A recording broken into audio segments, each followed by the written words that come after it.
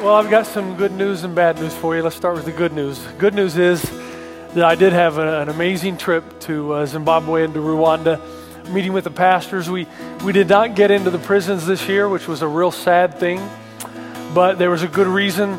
From what I understand, there was some unrest the day before, so we were not allowed entrance. So you would rather me not go in with that kind of unrest, I believe.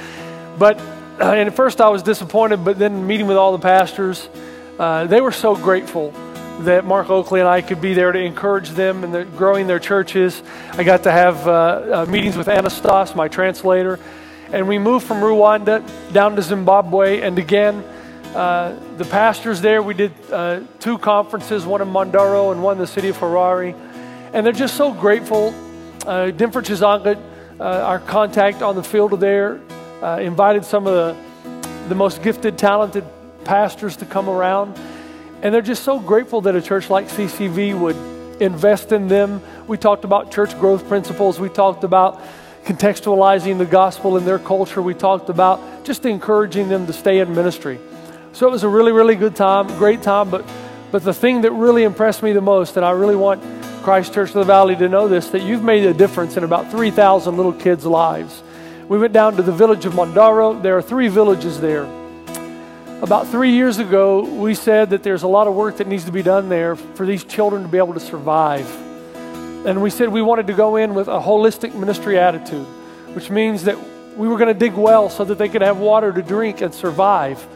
We were going to help them repair their dilapidated school buildings. We're going to give them food and clothing. And thanks to what you've done now, you've got about 3,000 kids in this province of Zimbabwe.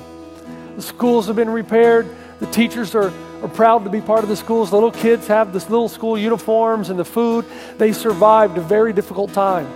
And these kids marched in line and sang songs of welcome and appreciation.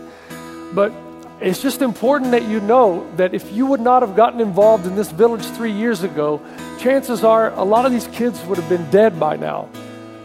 And because your work has been so good, now there are other teachers and other villages and other leaders coming to look at these 3 villages to see what this church has done in hopes that they could repeat it throughout the country to save more and more of the lives of the children. So good job. That's part of what we want to do. I got an email when I was there. Somebody asked me why it is that I go to Zimbabwe and Rwanda.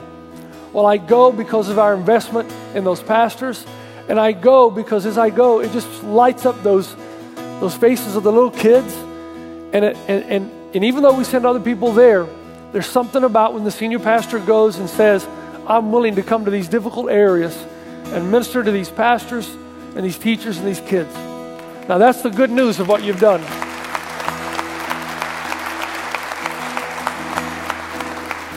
Now the bad news is I'm sick. I've caught something, we don't really know what yet. But I'm going to the doctors. I've been to the doctors all this week. I go in for tests again on Tuesday. I can stand and talk to you for about 5 minutes or maybe 10.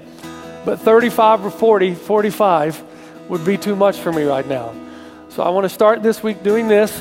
David's here to preach for us and ask you to continue to go strong in our vision and bring your food for bumper bag and make sure we're able to feed these thousands of people on Thanksgiving so that CCV can continue to be a light to the world. That's what it's all about. God bless you.